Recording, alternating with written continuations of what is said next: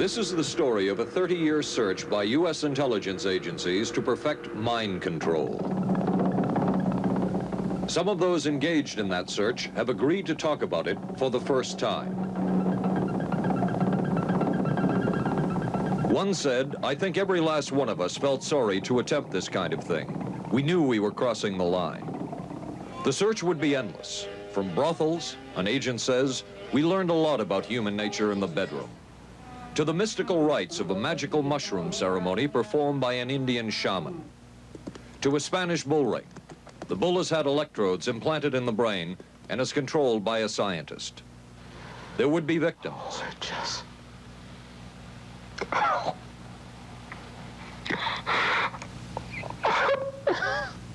One intelligence agency tried to peel this man's mind back to reveal its deepest secrets.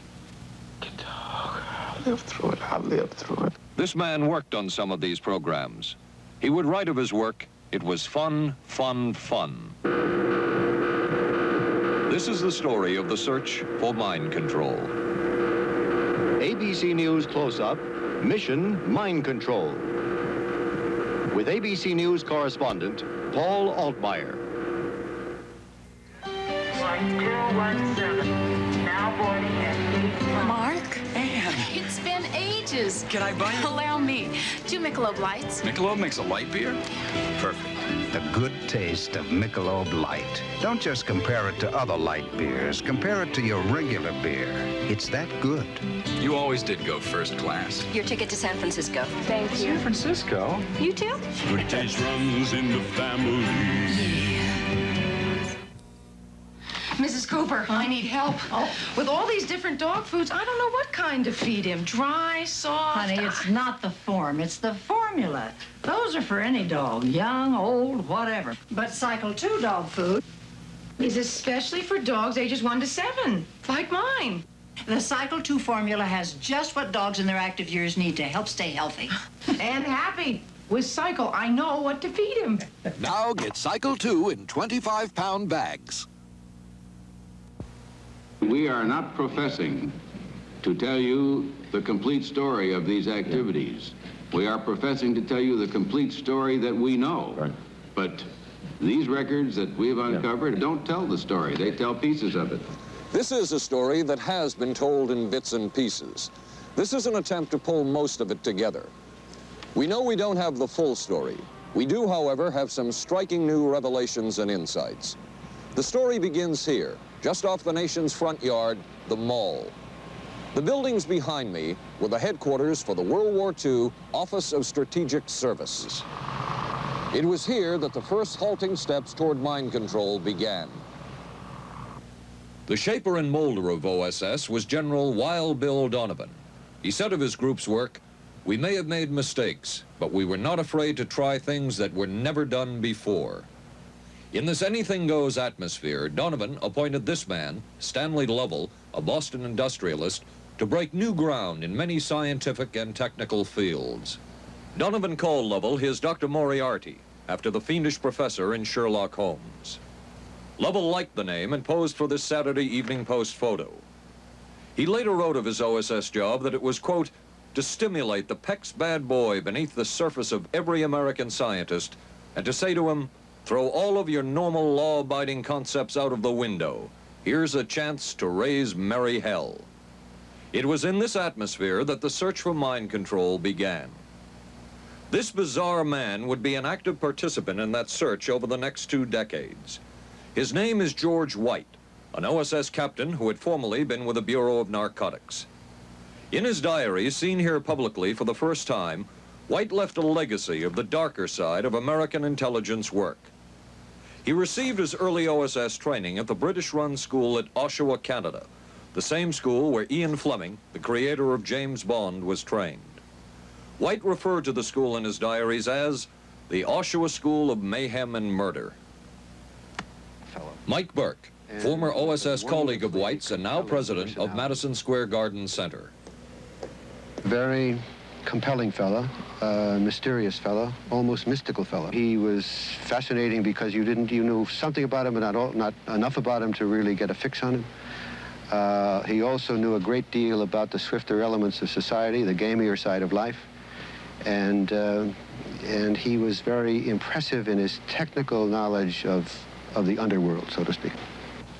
He said, one of our men gets beat up. He says, you have to act real fast and teach these guys a lesson. Charles Siragusa, a former narcotics officer and friend of White's. He'll come around, he says, and break your kneecaps. And with that, one guy laughed, and George would always have little Billy with him. And this one guy sort of naked. George White turned around and whapped him across the neck with it.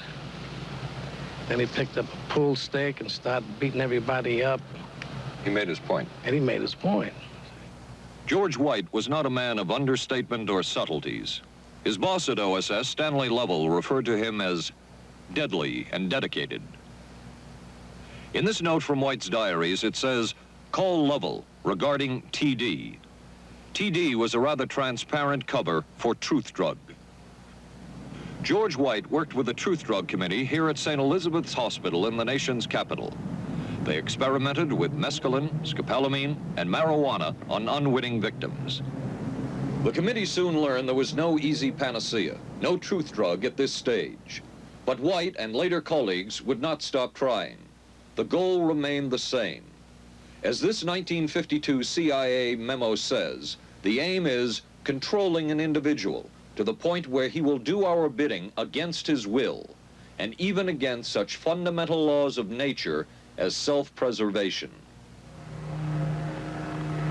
But it was a discovery here in Basel, Switzerland, at Sandoz Laboratories by Dr. Albert Hoffman that led the intelligence agencies of America to believe that they had found the panacea.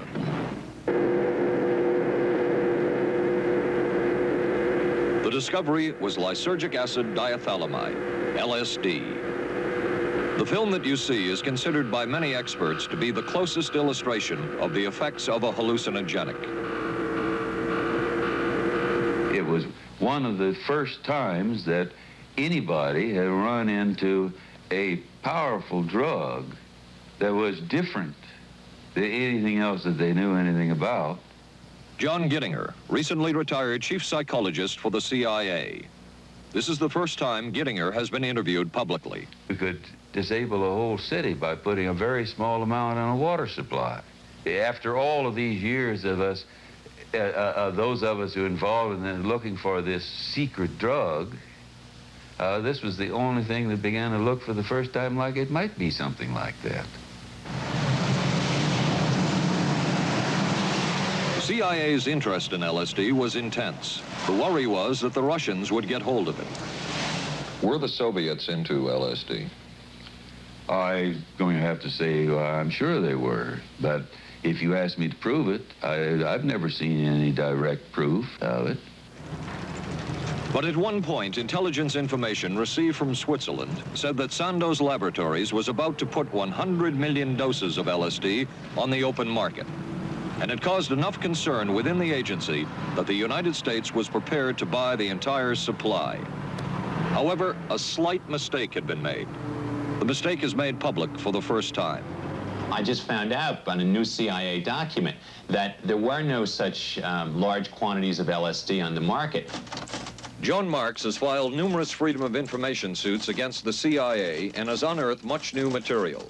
He is the author of The Search for the Manchurian Candidate, a history of intelligence agency work with mind control. He is a consultant for this report.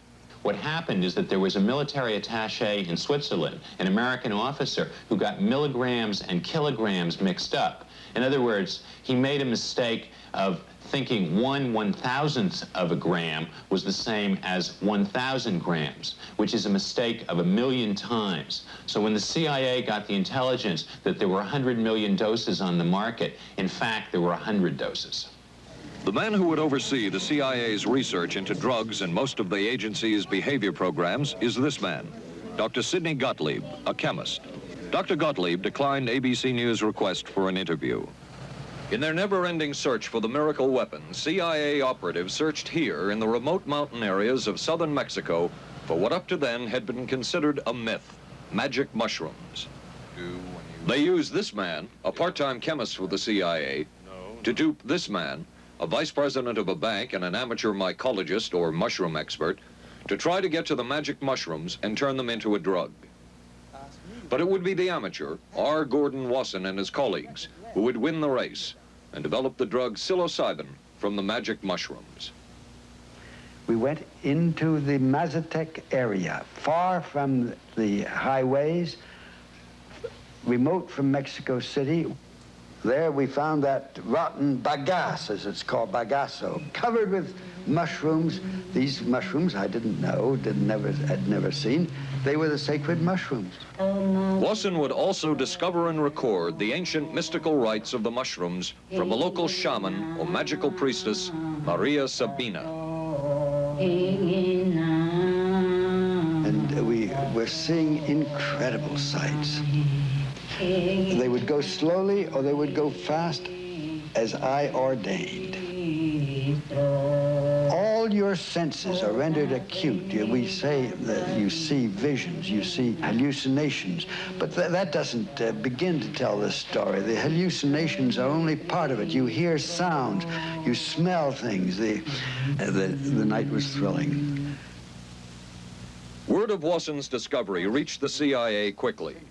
Dr. James Moore, a University of Delaware chemist, secretly served the CIA preparing deadly chemicals on short notice. Moore was instructed to get close to Wasson and accompany him on another trip to Mexico to get the magic mushrooms. Internal documents show the CIA felt a drug derived from the mushrooms could remain an agency secret. What in the world were they looking for with the magic mushrooms? I think the best answer to that is that they were looking for fundamental information on compounds that would be capable of causing changes in behavior, changes in mental attitude. Did you ever consider what would have happened if any of these substances were given to, say, unwitting people? Oh, I don't remember having considered that specifically. What if you, I trust perhaps you've thought about it. Well, I haven't worried about it. Your question again, what would I have thought had I known that any of these substances would have been given to unwitting persons? You mean a hostile agent of another government? No, I mean think that was probably one of the things they had in mind. I mean testing it out on an American citizen. I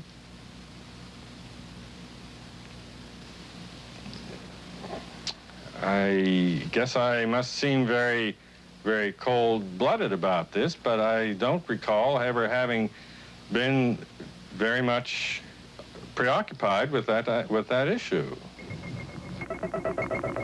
But many drugs were tested in this way.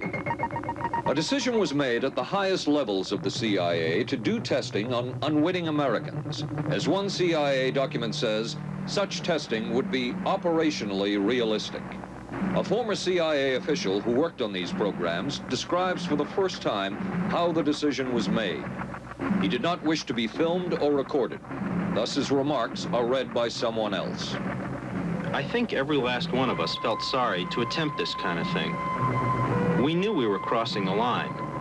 Every decent kid knows he shouldn't steal, but he does it sometimes. We knew damn well we didn't want anyone else to know what we were doing. The decision was made to do testing on unwitting victims. It was decided they should be on the fringes of society because they were most vulnerable. It was the borderline underworld, prostitutes, drug addicts, and other small-timers who would be powerless to seek any kind of revenge in case they found out. And as their predecessors had a decade earlier, the CIA turned to George White for help. White was now a high-ranking narcotics official, and by this time, the stories about George White were legendary. So the waiter says, "May I help you, monsieur?" And George White was busy talking with me. I paid no attention to the waiter, so the waiter tapped him on the shoulder, says, "May I help you, monsieur?" George White turned around, whipped his gun out, and stuck it in the guy's face like this in this crowded restaurant. George White did not mind bending the law, and he knew the street well. He was the ideal choice for what the CIA had in mind. We were Ivy League, white, middle class. We were naive, totally naive about this, and he felt pretty expert. He knew the whores, the pimps, the people who brought in the drugs. White set up so-called safe houses for the CIA in New York, here in Greenwich Village, and later in San Francisco, in this hotel, and in an apartment atop Telegraph Hill with a commanding view of San Francisco Bay. While the existence of these safe houses was disclosed last year, details of what took place within them has not been told. A former CIA official who worked in the safe houses reveals that they were used not only for drug testing, but to study sexual behavior and how it could be used to manipulate people. We did quite a study of prostitutes and their behavior. How do you take a woman who is willing to use her body to get money out of a guy to get him to talk about things which are much more important, like state secrets? We learned a lot about human nature in the bedroom. We started to pick up knowledge that could be used in operations. There would be victims in all of this, but as the agency knew, they couldn't fight back. Some entries from George White's diaries. Clarice gets horrors. Janet, sky high. As one agency memo says, we have no answer to the moral question. The safe houses were not the only testing grounds. Millions of dollars would be spent on LSD research at universities throughout the country. And word would begin to spread on campus about this so-called mind-blowing drug. And suddenly, there was the counterculture of the 60s. I give the CIA a total credit for sponsoring and initiating the entire consciousness movement, counterculture events of the 1960s. Dr. Timothy Leary, the 1960s Johnny Appleseed of LSD. The CIA funded and supported and encouraged hundreds of young psychiatrists to experiment with this drug. The fallout from that was that the young psychologists began taking it themselves, discovering that it was an intelligence-enhancing, consciousness-raising experience. I know that some of the studies in which the CIA had supported used as subjects people who later became strong proselytizers of LSD. So, in that sense, yes, I think it did sustain the perpetuation of the use of the drug. And it's rather ironic, isn't it? The counter case that I would make in relationship to that is to remember that the people who were doing the research were people who would be doing the research regardless of who was the sponsor. I don't think anybody working in that time in the remotest ever thought that it would blow up into the kind of thing that it did.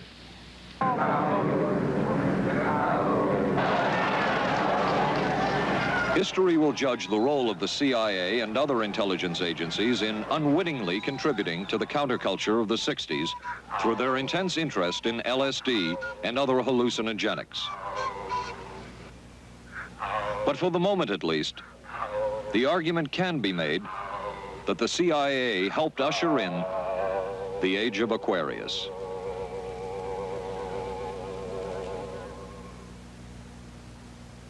ABC News Close-Up will continue in a moment. Being careful about my body doesn't just mean major things like regular breast exams. I'm even careful about pain relievers. Plain aspirin sometimes upset my stomach, so I use Bufferin. It adds protection. I'm careful about what goes into my body. Bufferin gives me an added relief action I want. Tylenol doesn't. Only one leading tablet has both, an added relief action in many cases that Tylenol never provides, and protection ingredients, Bufferin. Now I'm careful to get both with Bufferin. Your sink trap's clogged with grease. Use Crystal Drano. I'll pour in liquid plumber. Don't. It may not work on that grease clog. No? Crystal Drano will. Look, liquid plumber's quiet. It's not melting that grease. But Drano is. It broke through. Will Drano hurt metal pipes? No. So liquid plumber didn't break that grease clog. I'm switching to Drano. To make clogs go, better use Drano. Saturday live on ABC. the Forest Hills Men's Invitational from the legendary West Side Tennis Club. Then live, third round coverage of the most prestigious ladies golf event. Hollis Stacey goes for her third straight U.S. Women's Open title. And red-hot Nancy Lopez shoots for her elusive first Open victory. And on ABC's Wide World of Sports, rodeo excitement from the Wild West, plus high speeds, high thrills, hydroplane action, championship tennis, golf, and ABC's Wide World of Sports, Saturday.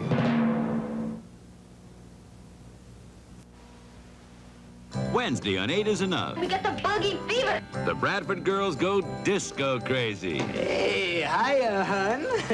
What do you say we get, down? And the summer's off to a red-hot start. And Charlie's Angels play the horses. I want to be a jockey. But end up in a dead heat with death. Then, the ghost of Jack the Ripper haunts the back streets of Vegas. Tomorrow, starting at 8, 7 Central and Mountain on ABC.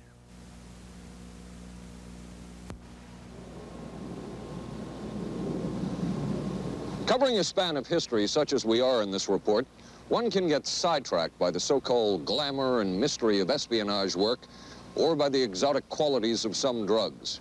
But what you can't lose sight of is what all of this would mean in terms of individual human beings.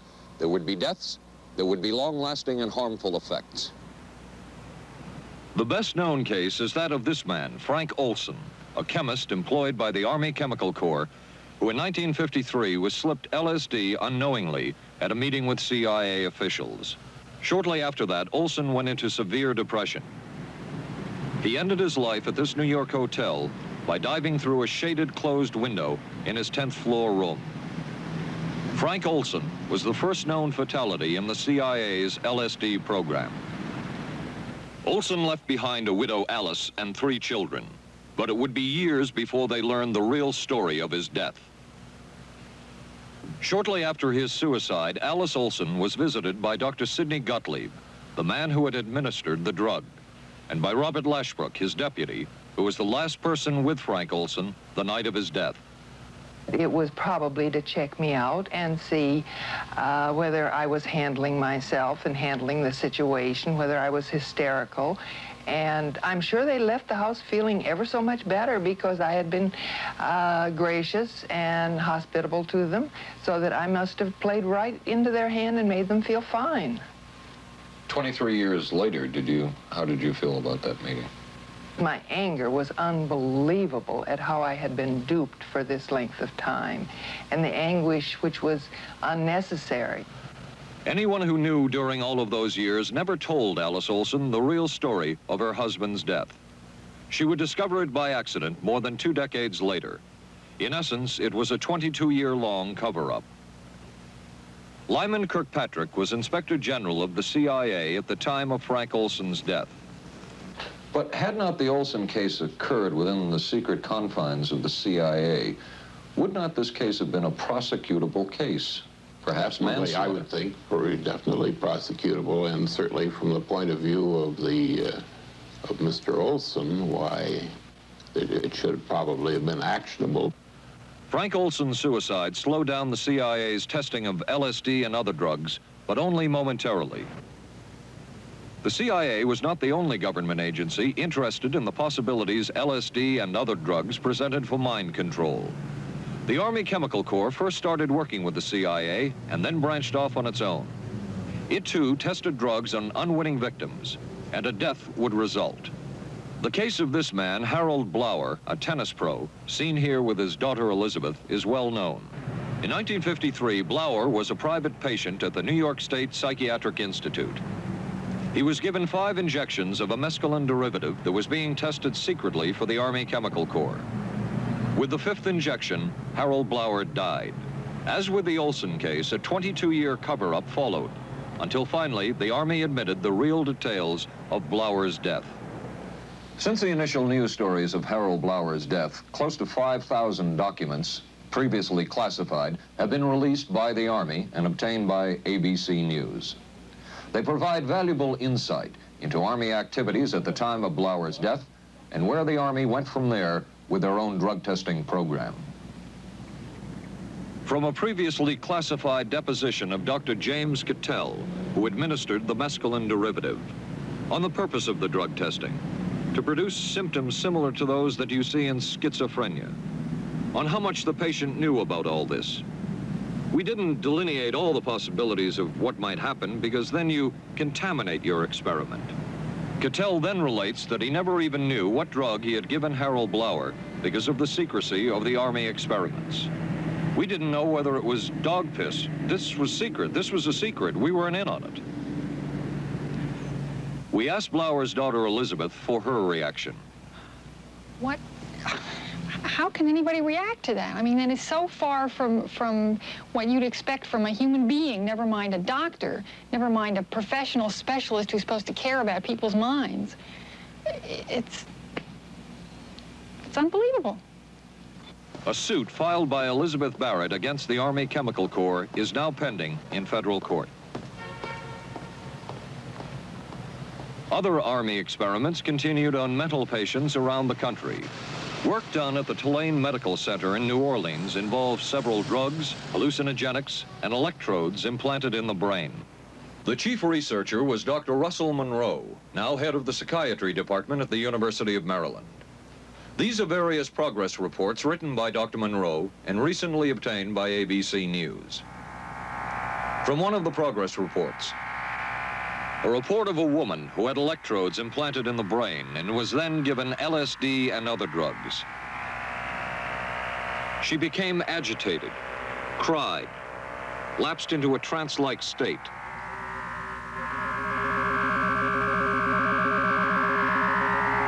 Felt as if she were about to have a convulsion, experienced waves of darkness and light, had bizarre sensations in her neck and legs, said somebody was trying to manipulate her body.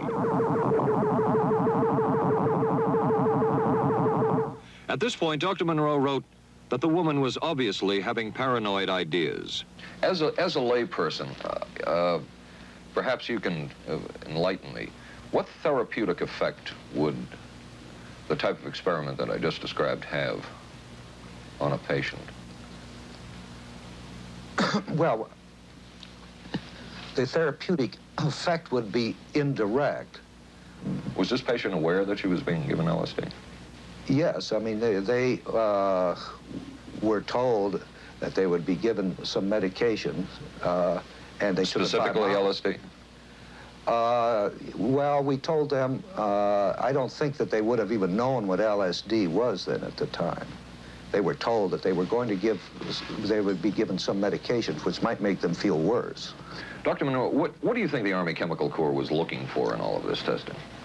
They were looking for an incapacitating agent, an agent that would not harm the person permanently, but would incapacitate them temporarily. That seemed like a humanistic way to wage a war, if war is necessary. When James Thornwell was given LSD by Army intelligence in 1961, this time it was no experiment. This time the express purpose was to peel back Thornwell's brain to bear any secret within it. This time the Army had gone operational. Thornwell, as reported on ABC last January, was an Army private stationed in Orléans, France. Classified documents were missing from his unit. Thornwell became a suspect. His 2.5-month interrogation included administration of sodium pentothal, hypnosis, isolation, and deprivation of sleep. Army documents obtained by ABC News refer to this interrogation as conventional. Despite this severe questioning, Army intelligence was getting nowhere with Thornwell, and it was decided to slip him LSD. For 16 years, Thornwell never knew what had hit him. Tell me about the acid. I'd rather not. It's a bad trip. It's a bad trip. That was a bad trip. The pain was so excruciating. Felt like somebody was sticking me with 1,000,000 pins. You know, just everywhere. Oh, it just... Oh.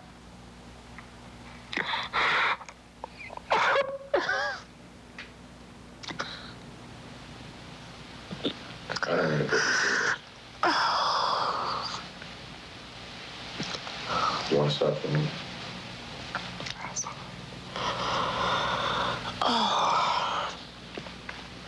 I walked around. Sergeant? Oh, I can talk. I'll live through it. I'll live through it. I'll live through it. No charges were ever brought by the Army against Thornwell. He was discharged for psychological disorders. But an Army psychiatric evaluation of Thornwell obtained by ABC News, one which was done prior to Thornwell having been given LSD, says of him, fairly cooperative, oriented, alert, and gave no evidence of psychosis or depression. From the Army's point of view, this type of LSD interrogation was a success. Other documents refer to the exploitability of interrogation subjects, cracking them, keeping them off balance mentally, and providing an economical, speedy, and productive aid to interrogation. From James Thornwell's point of view, it was no success. Thornwell still has serious problems. He's run through 2 marriages. He maintains he can't hold a job, can't concentrate, has nightmares, and feels socially and emotionally isolated. Last fall, Thornwell filed suit against the government in federal court. In a moment, we will examine the closest experimentation to brainwashing that we have uncovered.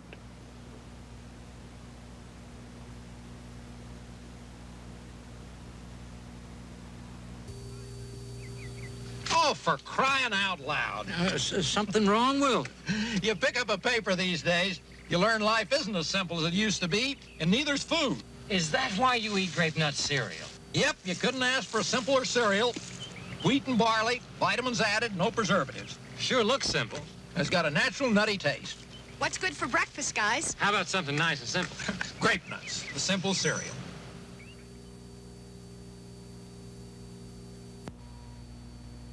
Maxwell House's coffee you can count on.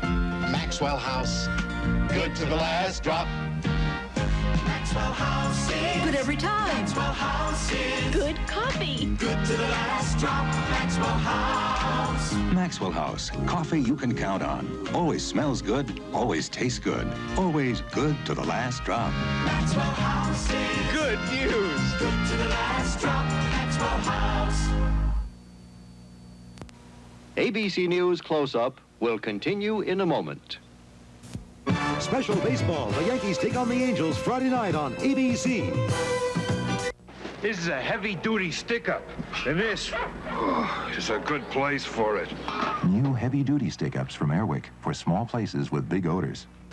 This is David Shoemaker in the news at this hour. District police have charged a young Northeast woman with the weekend kidnapping of that day-old baby. Sources say the woman was pregnant and afraid she'd lost her own child in the accident, and that's what motivated the kidnapping. 'Twas the night before Skylab, and we'll have the latest on its fate and ours. Testimony before Congress today on battered wives. Some of the victims are battered wives. A rock and roll star put on probation for income tax evasion. The condition is he must put on 1,000 hours of concerts for charities. And we'll be talking with a local teenager who won a gold medal at the Pan Am Games. Join us at 11. Reach for the sun. Hello, sunshine. Reach for the sun. Hello, sunshine. Hello, Mountain Dew. Nothing else tastes or feels quite like Mountain Dew, or goes down as smooth like a soft breeze on a lazy afternoon. Reach for the sun. Reach for Mountain Dew.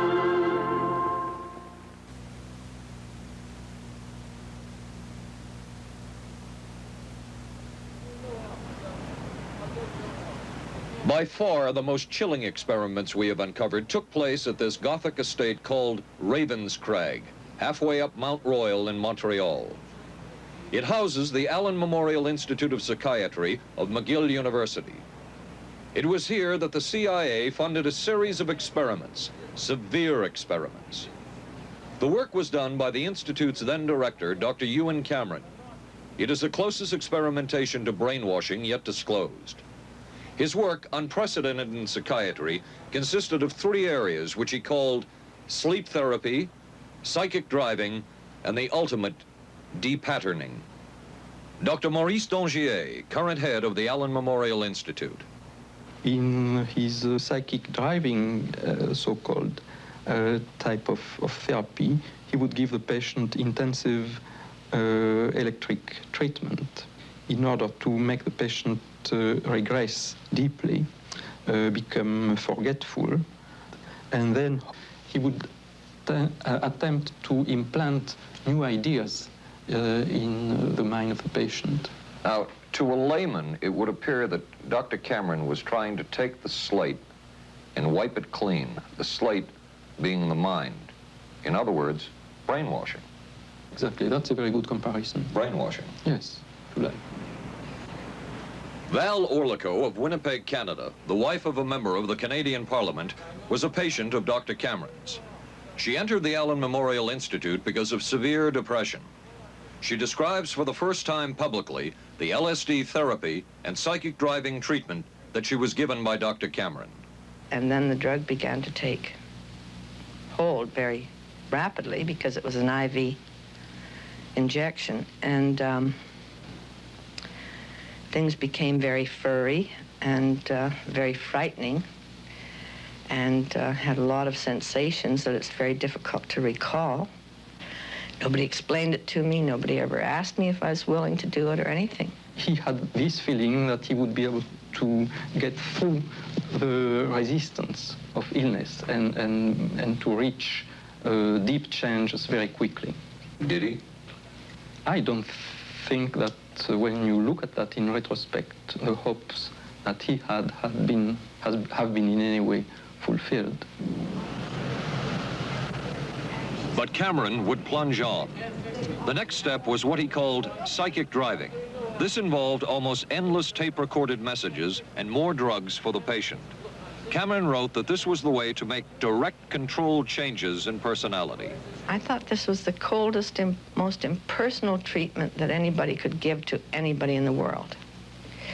And I became more and more despondent and more angry. I just became so despondent that I thought I can't live like this any longer.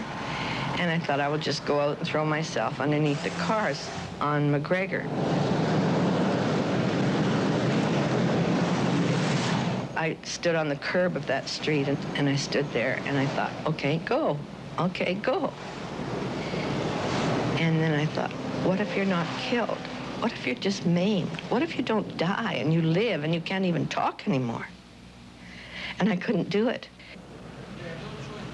The most severe technique Cameron used was de-patterning. He described it as breaking up the existing patterns of behavior by means of intensive electroshock therapy with prolonged periods of sleep. He carried out these experiments in something he called the sleep rooms. People in there were like babies. They cried and they were very disoriented. And we were very afraid of the sleep room. We used to walk very carefully against the side of the corridor that was opposite the sleep room with our backs to the wall when we'd go by. Cameron used this combined sleep electroshock treatment on patients as long as 30 days. One patient he kept asleep for 65 days. Cameron retired, and his successor, Dr. Robert Cleghorn, ordered a follow-up study on the patients treated with Cameron's de-patterning method. It showed that it was no more beneficial in its result than the use of more conservative methods. But the follow-up study showed that 60% of those who had been de-patterned still had amnesia for periods of anywhere from 6 months to 10 years. That's quite a memory loss, isn't it? That is a memory loss. Indeed it is. It's I think, more than desirable. In retrospect, does Dr. Cameron's experimentation and his treatment appear harsh?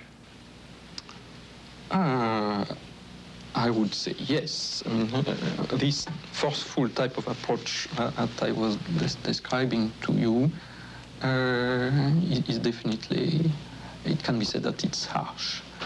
I wouldn't call it harsh. I would say it was harder on the staff than it was on the patients, because these people had to be fed and they had to be cared for and they had to be given sufficient fluid and food and toileted and so on and so forth. It was a very difficult thing for the staff to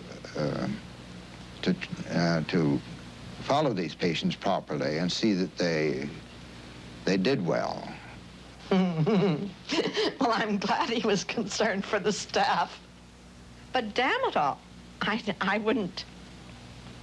I could have maybe had a different kind of life. And that makes me angry and sad, and I don't know how to explain how I feel, really. I just. How did you feel when you learned that Dr. Cameron's experimentation was financed by the CIA? Well, I thought, oh, I can't even use the word that I thought, because I thought, that bastard. And he was too smart. He knew who he was working for. And, excuse me, but I just can't, sometimes I can't believe it. And yet I know it's true.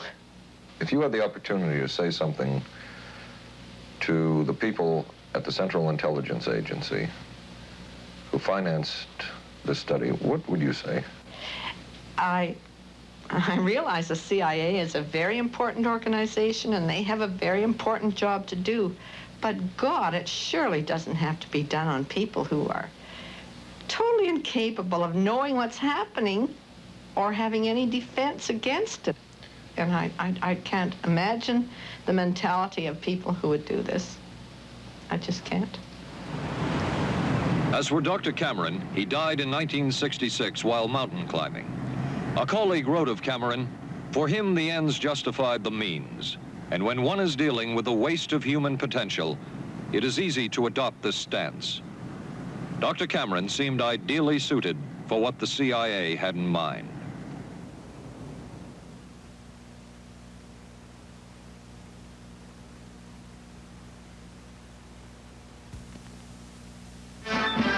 America is adapting to the shape of things to come. Triumph TR7 with 5-speed transmission or optional automatic. Wide steel belted radials, front disc brakes, front end spoiler, rack and pinion steering. Triumph TR7. No other sports car looks like it. No other sports car drives like it. Triumph TR7. The shape. Don't worry, they just got lucky. I'm sorry, I let us down. Forget it. We'll beat him next week. No, I really let us down. Come on, how about a Michelob Light, huh? Michelob makes a light beer? Sure. The good taste of Michelob Light. Don't just compare it to other light beers. Compare it to your regular beer. It's that good. This Michelob Light is great. Hey, you know what our real problem was today? Yeah, you were terrible. Good taste runs in the family. The many roles I play call for many hairstyles. So I use hot curlers, blow dryers, things that can be brutal to hair. I switched from one conditioner to another looking for help. Then came Alberto VO5 hot oil treatment. It works just like a salon hot oil treatment, but takes less time and money. I just heat a tube, smooth it in, and shampoo. My hair's left silky, shiny, more manageable than I ever dreamed. Alberto VO5 hot oil treatment. I'll never switch again. Thursday. I could move a few of my things over this morning. There's a scandal in the 12th when Wojo gets a roommate. Hi. In a Barney Miller special. I'm a prisoner of my biological urges. Sorry to hear that. Then authorities say this Texas motorcycle gang murdered a federal judge. People are always scared of something they don't understand, and they don't understand us, so they're scared. Geraldo Rivera investigates dope, death, and the banditos on 2020. Thursday, starting at 9, 8 Central and Mountain on ABC.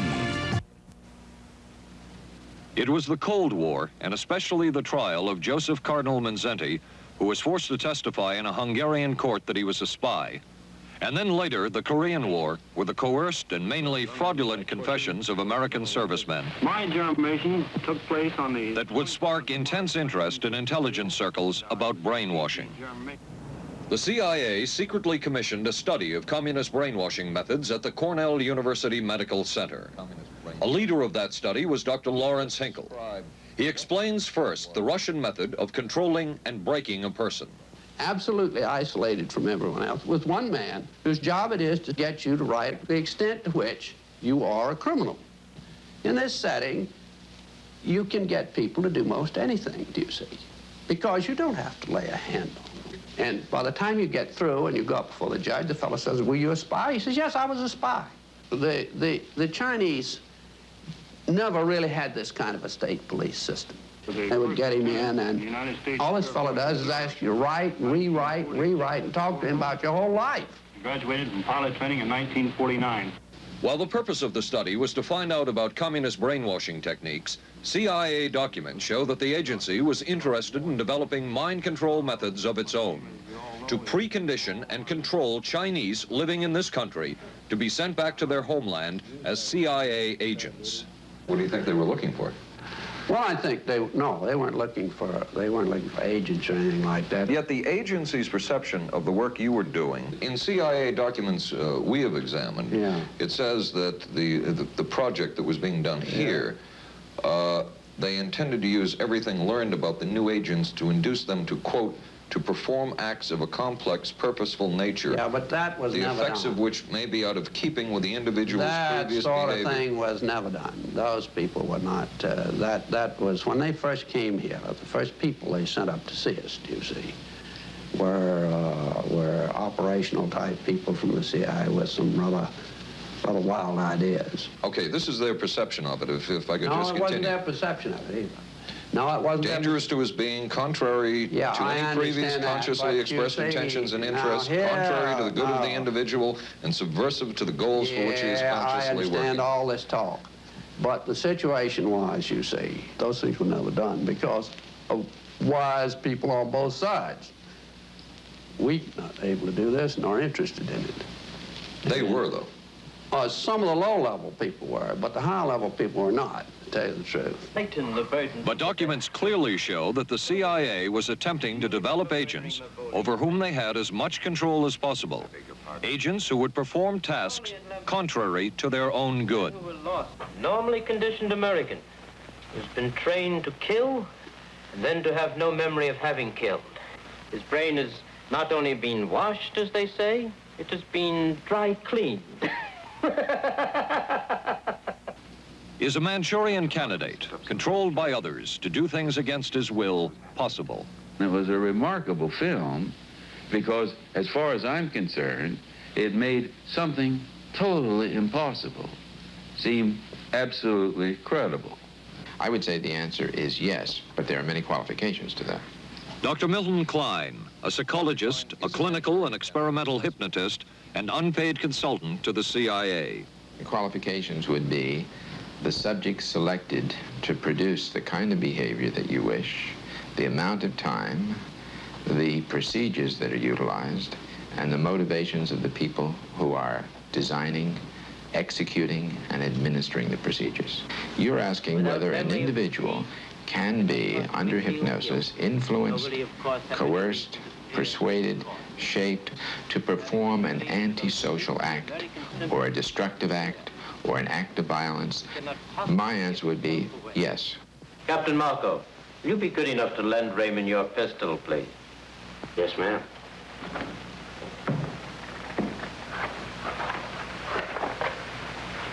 Thanks, Ben. Sure, kid.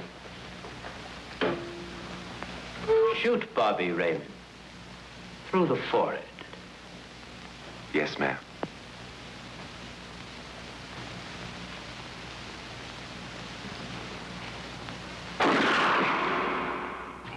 How valuable a tool can hypnosis be in the intelligence field? None whatsoever.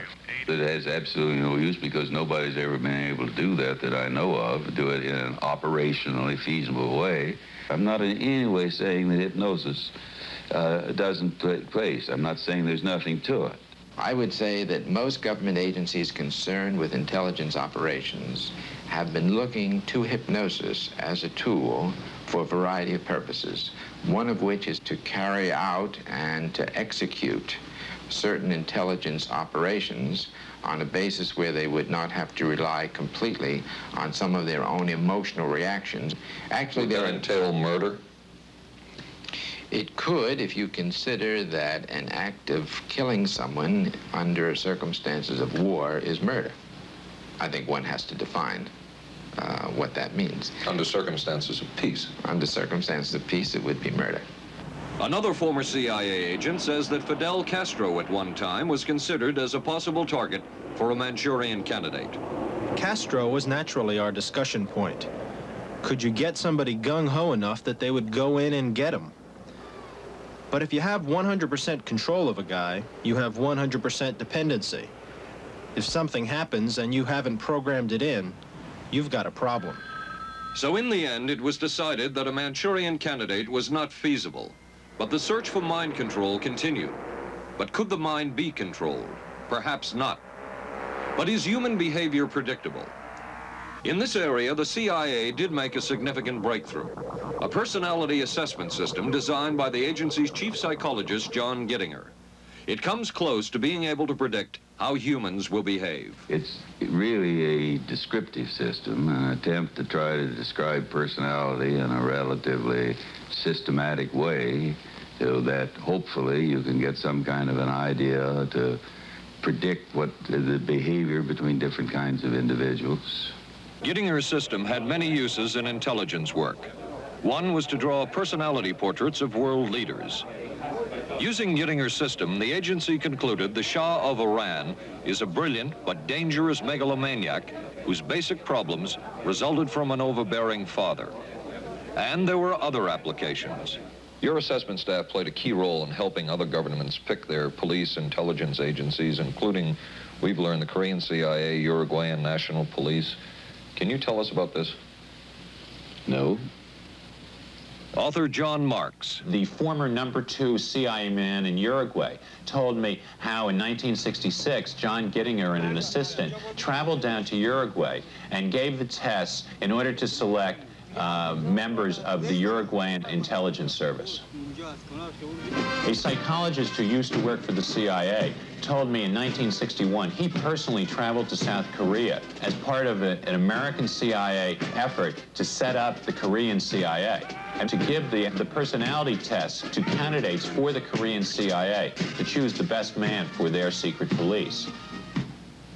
But one of the basic functions of Gittinger's system was finding the vulnerabilities of an agent, a double agent, or a potential agent. In its applicability to intelligence work, isn't the PAS system looking for a person's soft spot? Well, of course, the answer to that is yes, but I hasten to say soft spot. This is what I consider a negative word.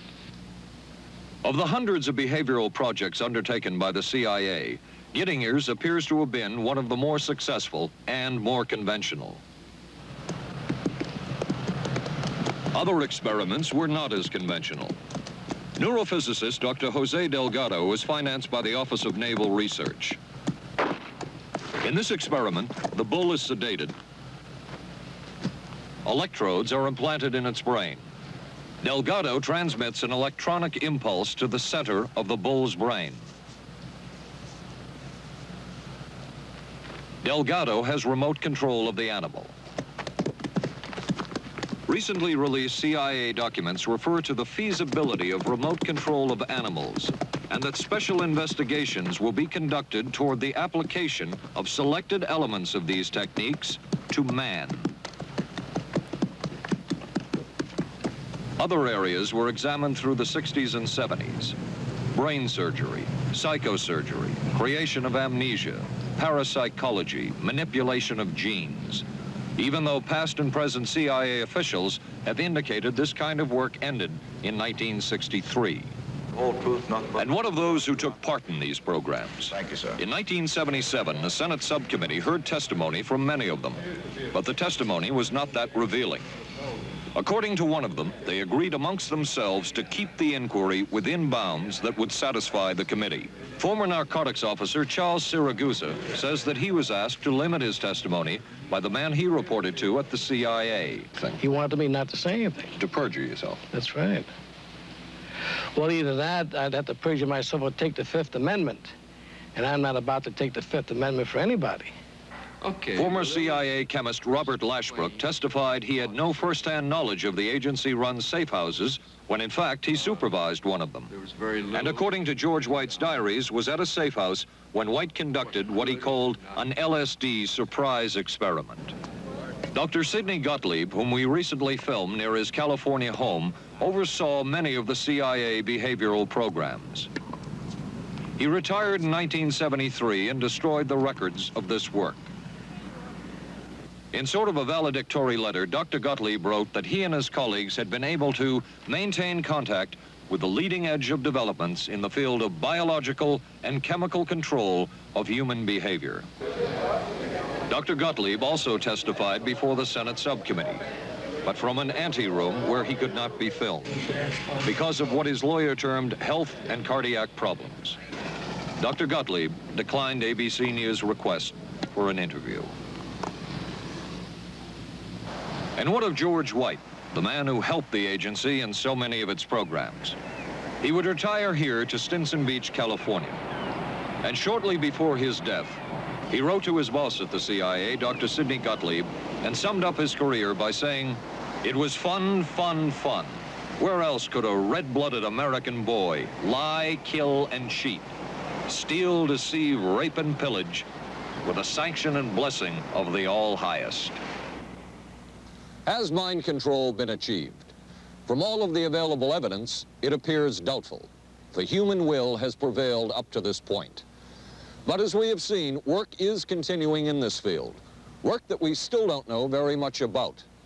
How deeply are the Russians and other dictatorships into all of this? We really can't say, and the CIA is reluctant to give out information about it. But the basic question remains, what place does all of this have within a democracy? One final point should be made. As one of the persons who worked on these programs told us, we are very capable, conscientious, and very dedicated scientists working for our country. Their work speaks for itself. This is Paul Altmaier for ABC News. Good night. Here's a great idea. Potato peeler? Nope. Hair curler. It's Vanish Bow Freshener. Freshness in a snap. Snap it under the rim and it freshens two ways. It's always there to freshen. Then when water hits it, extra deodorizer and detergents are released, working best when and where you need it. When the bowl's fresh, the bathroom's fresher. Snappy idea. Vanish bowl freshener. Vanish for a cleaner bowl and a fresher bathroom. What do doctors recommend for pain today? This report shows doctors' #1 choice is the pain reliever in Anacin. 5 million recommendations last year for pain of headache, backache, minor arthritis, and muscle ache. The ingredient in Anacin is the doctor's #1 choice. Anacin is strong, a special combination of medical ingredients free of stomach upset for millions everywhere. The ingredient in Anacin, doctor's #1 choice.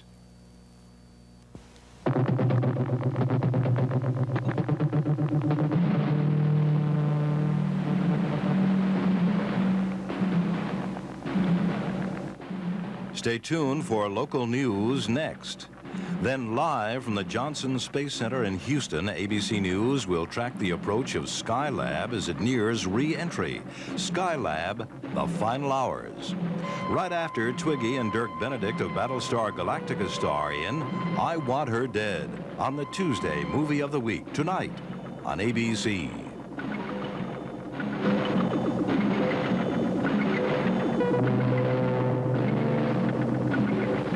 This has been a presentation of ABC News.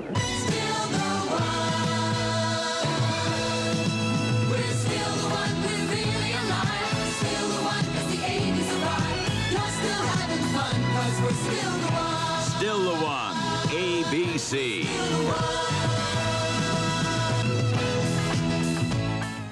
Skylab nears its final orbit, an arrest in the kidnapping of that newborn baby, a rock star sentenced for income tax evasion, and a local gymnast talks about her winning performance in San Juan. News 7 is next. We were concerned about our monthly electric bills, so we called Pepco for help. They sent us this EnergyWise home audit. Just take a few simple measurements and answer the questions. Then mail them back to Pepco. Then Pepco will, free of charge, analyze your home's energy use and send you back a list of recommended changes to help you save money on your bills. Write today for Pepco's EnergyWise home audit to help you meet your energy needs and your budget. Pepco, your electric company. Union First wants you to deposit your money in China.